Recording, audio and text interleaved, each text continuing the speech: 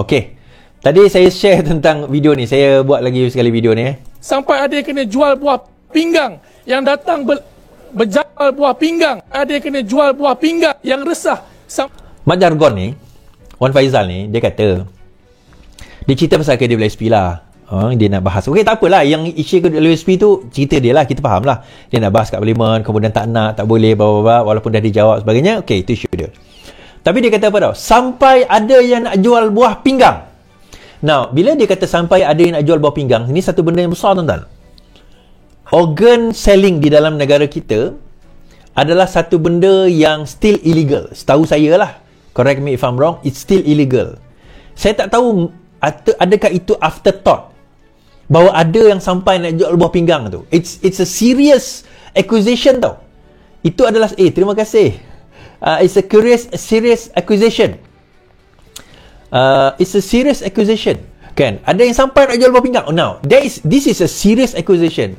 Number one, kalau benar ada dakwaan sebagaimana yang disebutkan oleh oleh Wan Faizal ini, bagi saya bawa bukti. Kemukakan siapakah orang tersebut. Kan, jual organ is illegal ya, unless anda adalah penderma organ, tu cerita lain. Penderma organ dia melalui melalui badan yang memang betul dilantik oleh kerajaan. Saya adalah pledge organ donor dah lama, sejak lebih 10 tahun saya dah daftar diri saya sebagai organ donor. Sebab itu saya tak merokok, sebab itu saya tak minum arak, sebab itu saya try to jaga my health as good as possible. Saya avoid aktiviti makan benda-benda yang pelik-pelik dan sebagainya. I try to eat healthy. Sebab bagi saya, kalau kita derma organ, insyaAllah lepas kita pergi pun, ada pahala untuk kita, bagi saya. Dan ini fatwa-fatwa kebangsaan pun dah, fatwa antarabangsa dan negara kita pun dah ada keluar benda ini. Tetapi apabila ada seseorang mendakwa bahawa dia sampai jual organ, jual buah pinggang, bukan tali pinggang, sampai jual buah pinggang, tuan-tuan, itu satu dakwaan yang sangat berat. Itu adalah satu dakwaan yang sangat berat. Okey, kau tak suka pada kerajaan ni, kau nak kritik kerajaan ni, kau tak suka kepada polisi kerajaan ni, itu tidak ada masalah. Tetapi sampai orang kata apa, menjejaskan, sampai kata ada orang jual organ, sampai ada orang buat sedemikian, itu adalah satu perkara yang sangat berat. Kalau ada, mohon kemukakan, kerana itu adalah satu perbuatan jenayah. Dan ini disebut sendiri oleh doktor. Doktor mengatakan bahawa kenyataan Wan Faizal jejas usaha derma organ. Seorang doktor yang juga pakar dalam bidang pendermaan organ kesal dengan dakwaan ada orang menjual buah pinggang untuk menampung kehidupan yang dibuat oleh ahli parlimen Macang. Dr. Abdul Jabar Ismail berkata, sememangnya ada keluarga yang berdatang untuk menderma organ orang yang tersayang meninggal dunia kerana bimbang organ hanya bekerja untuk sindiket penjualan organ. Terdapat stigma sebenar iaitu untuk menderma organ. Mereka sudah banyak menderita kehilangan orang tersayang dan terpaksa berdepan dengan kami bertanyakan soalan seperti ini. Sebab itu saya katakan, apabila ahli parlimen dipilih membuat kenyataan kebudak-budakan dan tidak bertanggungjawab seperti ini, ia akan menghalang usaha kami untuk membantu lebih 30,000 pesakit ESRF yang menjalani hemodialisis, dia kata. Sebab itu, bab kata Zuraidah, baru-baru ni dia kata, dia cakap bahawa Zuraidah akan kembali ke ke Bersatu. Zuraidah kata apa pasal Mat Jagon ni? Dia kata apa? Budak ini jaga mulut. Budak ini jaga mulut baik-baik. Kan?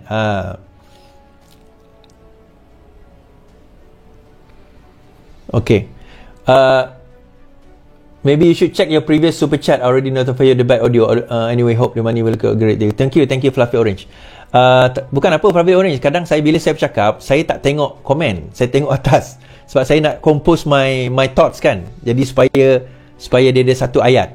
Kalau saya tengok komen, jadi saya tak boleh bercakap dengan lancar. Now you understand kenapa saya boleh cakap dengan lancar kan? Okay. Budak ini baik jaga mulut, Zuradah kata. Nafi ingin sertai Bersatu. Bekas ahli Parlimen Ampang menafikan dia ingin kembali menyertai semula Bersatu setelah pilihan raya 15. Itu tidak benar. Saya cuma sebut saya akan sokong PN pada pilihan raya negeri akan datang. Saya sokong parti berbilang kaum. Budak ini baik jaga mulutnya, katanya kepada Malaysia Kini. Kan? Dia cakap, dia sebut tentang siapa ni? Tentang Wan Faizal ni lah. Kan? Dia sebut tentang orang yang sama lah. Tuan-tuan, inikah level pembangkang yang kita yang pembangkang usah-usah, angkat-angkat, kata dia nak dia nak apa orang kata, yelah dia nak, orang kata apa, inilah dia pejuang kita, pejuang KWSP kita. Tuan-tuan, kita cerita KWSP semalam kan, dia orang kata dia memperjuangkan KWSP, tapi hakikatnya hari ini apa yang berlaku, anak menantu dia orang kaya raya, kita disuruh tebuk tabung sendiri, pecah tabung sendiri, apa orang kata, jeopardize, memudaratkan masa depan kita. Tetapi dia orang, apa yang mereka lakukan? Dia orang tebuk duit rakyat untuk masuk poket sendiri, tuan-tuan. Dia tebuk duit rakyat untuk masuk poket sendiri. Ni saya nak bagi tahu, berita hari ini. Subsidi minyak. Anak Hamzah Zainuddin diheret ke mahkamah. Siapa Hamzah Zainuddin? Ketua Pembangkang. Siapa dia sebelum ni? Menteri KDN, Kementerian Dalam Negeri. Baik. Muhammad Faizal Hamzah, anak kepada Ketua Pembangkang Hamzah Zainuddin, didakwa di Mahkamah Session Seremban hari ini atas 9 pertuduhan mengenai pelanggaran berhubungan subsidi minyak. Menurut laporan DH, Faizal 39 didakwa bersama Azizul Abdul Halim 55. Kedua-dua mereka adalah pengarah Rimba Merpati Sdn Bhd, pemegang lesen minyak masak borong. Mereka didakwa memberi maklumat palsu dengan mengeluarkan invoice palsu mengenai penjual minyak kepada syarikat peruncit tempatan yang menyalahi Seksyen 84 Akta Kawalan Bekalan 1961. Minyak masak adalah barang kawalan menurut akta berkenaan. Mereka juga didakwa memiliki minyak masak bersubsidi melebihi had yang dibenarkan. Hamzah pernah menjadi Menteri Dalam Negeri semasa pentadbiran Perikatan Nasional.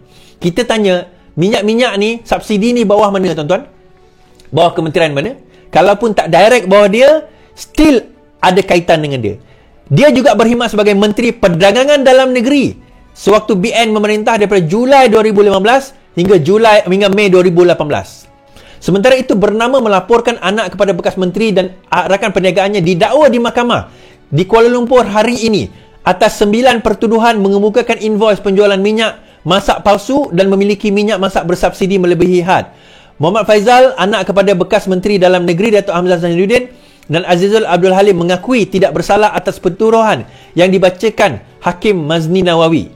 Berdasarkan pertuduhan yang merupakan pengarah syarikat Rimba Merpati Sdn Bhd, syarikat pemegang lesen borong barang kawalan berjadual iaitu minyak masak didapati telah memberikan maklumat palsu semasa mengemukakan maklumat berhubung dokumen atau invoice penjualan minyak masak kepada 2 kedai runcit di Kuala Lumpur. Perbuatan itu didakwa dilakukan di pejabat KPDN iaitu kira-kira 5 petang pada 12 Ogos tahun lepas. Pendakwaan mengikut Seksyen 22.4 Akta Kawalan hendaklah disifatkan telah melakukan kesalahan. Di bawah Seksyen 8 sub 4 sub B Akta Kawalan Bekalan, dia boleh dihukum di bawah Seksyen 20 sub 1 Akta yang sama dibaca bersama Seksyen 34 Kanun Kesiksaan. Kesalahan boleh didenda maksimum 1 juta atau penjara tidak lebih 3 tahun atau kedua-duanya sekali. Bagi kesalahan kali kedua dan seterusnya didenda maksimum 3 juta atau 5 tahun atau kedua-duanya sekali. Syarikat itu juga dimiliki mereka turut didakwa mengemukakan invoice palsu dan memiliki minyak masak melebihi 50 tan metrik mengikut Peraturan 91 Peraturan Kawalan Bekalan 19, thank you Marin, yang merupakan kesalahan di bawah Peraturan 21 sub 1 peraturan-peraturan sama dan boleh dihukum di bawah Seksyen 22 sub 2 Akta Kawalan Bekalan 1961. Kesalahan itu didakwa dilakukan di pejabat KDN. Yang ini panjang. Baik, tuan-tuan, Pembangkang semasa dia jadi kerajaan, dia suruh kita tebuk, pecahkan tabung kita sendiri. Dia tak selesai pun masalah rakyat, tuan-tuan. Dia cerita pasal jual organ. Dia kata, dia dakwa. Tetapi saya kata, zaman dia memerintah, kita naik bendera putih. Ada orang tak makan, kadar bunuh diri meningkat. Tapi apa yang mereka lakukan zaman kita tengah susah? Apa yang mereka lakukan zaman kita tengah menderita? Apa yang mereka lakukan zaman kita tengah, orang kata, bergantung bendera putih? Kerja tak ada, kena buang. Dia suruh kita tebuk dan juga korek tabung kita sendiri. Zaman dia jadi pembangkang, dia masih suruh kita tebuk dan korek tabung kita sendiri. Sedangkan 300 juta masuk dalam akaun dia, tuan-tuan. 300 juta masuk dalam akaun dia. Anak sakau, menantu sakau, sepupu menantu sakau, bendahari, presiden, ketua penerangan, kroni-kroni sakau. Ratus juta, puluh juta. Yet orang-orang macam ni tak ada muka rasa malu, masih nak suruh rakyat tabung dia sendiri. Sedangkan kerajaan sekarang tengah memikirkan bagaimana mekanisme nak kembalikan kerosakan yang ditinggalkan. Bila kita sebut kerosakan yang ditinggalkan oleh kerajaan sebelum ini, oleh mereka yang memerintah sebelum ini, tuan-tuan, masa kita susah, dia orang fikir apa? Macam mana nak berbagi jawatan? Dia orang fikir apa? Macam mana nak bagi? Siapa dapat jawatan dahulu? Siapa punya renovation? Terima kasih Fluffy Orange, ya Allah, terima kasih. Kan? Terima kasih. Terima kasih. Bagaimana mereka nak bagi jawatan? Bagaimana mereka, siapa nak renovate bangunan dahulu? Itu yang mereka risaukan. Akhirnya kita dapat tahu, bila kita jadi pemerintah, siapa dapat duit dahulu? Bayangkan, tuan-tuan, Allah Subhanahu Wa Taala nak selamatkan kita. Kalaulah sekiranya dia orang jadi pemerintah sekarang ini, bagaimana agaknya keadaan negeri kita ni, negara kita ni? Bagaimana agaknya keadaan negara kita ni? Teruk ni. 5 bulan kerajaan sekarang ini nak jadi kerajaan ni, nak bantu ni, nak tolong ni, nak baiki sistem ni. Ada juga yang masih lagi kata, oh kerajaan ni teruk, kerajaan ni gagal, kenapa kejam. Dah dia buat salah, kita nak kata macam mana? The first month Anwar Ibrahim jadi Menteri Keuangan, dia buka dokumen. Nampak gambar tu kan? Dia buka dokumen, dia letak. Oh, tengok. Oh, macam ni. Dia buka dokumen untuk tujuan apa, tuan-tuan? Dia nak tengok, tampal dulu, tangkap dulu apa yang patut. Sebab apa? Duit-duit ni nanti nak kena ambil balik. Kerajaan sekarang dah berjaya dapat bilion balik daripada 1MDB. Kita juga nak dapatkan balik juga daripada sistem, daripada mereka ni. Kat mana ni? Ini akaun bersatu. Sebab itu bila Anwar sebut anak menantu, ada makna tu, tuan-tuan.